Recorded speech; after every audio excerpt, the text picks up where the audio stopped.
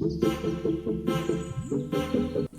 semua, perkenalkan nama saya Serin, kelas 7. Hari ini saya melakukan ujian praktek materi PKN dengan menjawab 6 buah pertanyaan di video ini.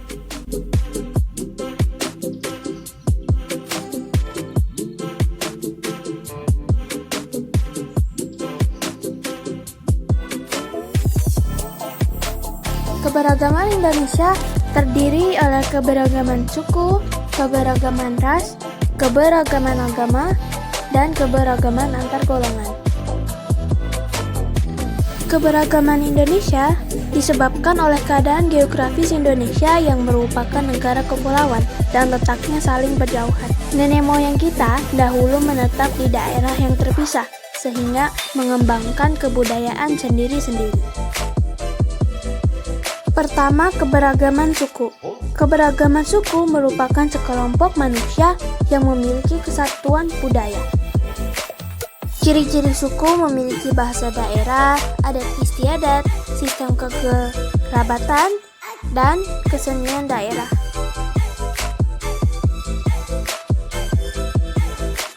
Kedua, keberagaman agama dan kepercayaan. Mengapa kita memiliki keberagaman agama?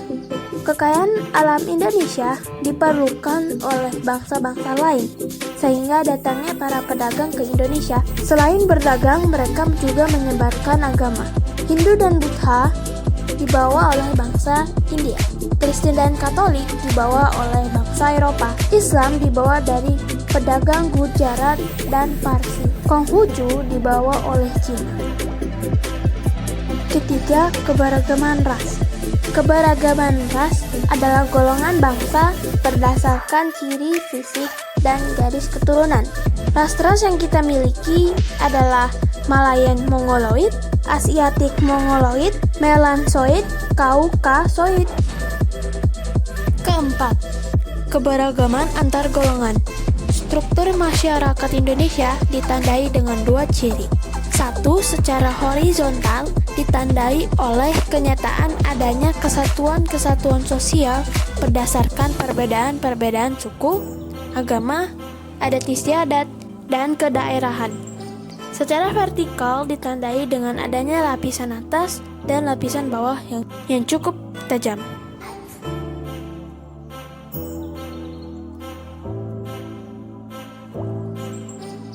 Untuk agama, saya melaksanakan ajaran agama yang saya anut dengan benar, dan saya juga menghormati agama lain. Untuk ras dan suku, saya menghormati martabat manusia yang lain. Saya berperilaku baik kepada semua orang tanpa memandang perbedaan ras dan suku.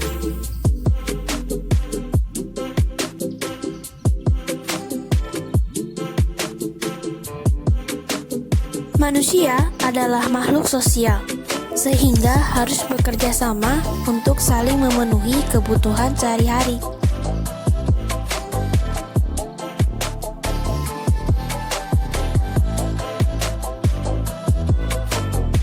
Saya bekerja sama dalam bidang sekolah.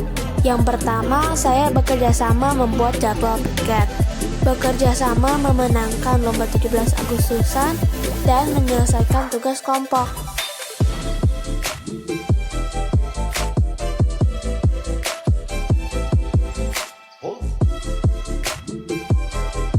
Tan Malaka, Bapak Republik Indonesia. Beliau merupakan orang yang menggagaskan ide negara Indonesia untuk pertama kalinya. Saat Tan Malaka kuliah di Eropa, beliau membaca buku-buku berisi pemikiran kaum intelektual Eropa. Hal ini menyadari kenyataan bahwa banyak ketidakadilan sedang terjadi di dunia, seperti masa penjajahan negara Indonesia. Ia memutuskan bahwa pulang semua pelajaran itu untuk beliau siapkan menjadi bahan pertempuran, membela negeri yang tengah menderita, Indonesia. Tiba di tanah air, pergerakan politik Tan Malaka pun dimulai. Namun belum sempat banyak melawan. Ia dikejar habis-habisan oleh pemerintah kolonial. Beliau bersembunyi dengan 23 nama samaran menjelajah 11 negara, menguasai 8 bahasa. Di masa persembunyian, karya terbesar Tan Malaka ia lahirkan. Sebuah buku berjudul Naar de Republik Indonesia. Buku ini dibaca oleh para penjuang revolusi lainnya, menjadi bensin yang menyulut api perjuangan.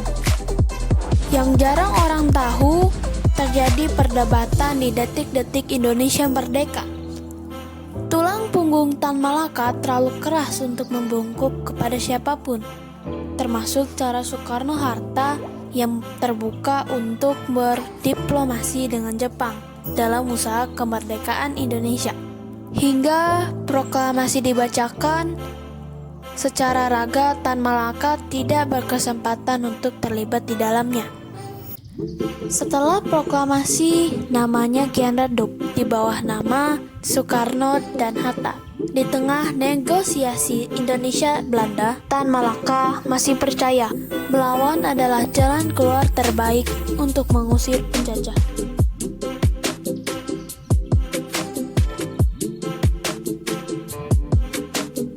Kata lain pertanyaan ini adalah gimana kita mewujudkan nilai-nilai perjuangan daerah kerangka NKRI dalam lingkungan pergaulan.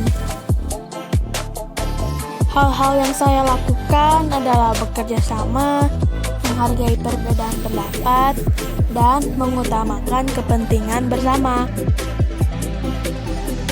I think that's all for today and thank you.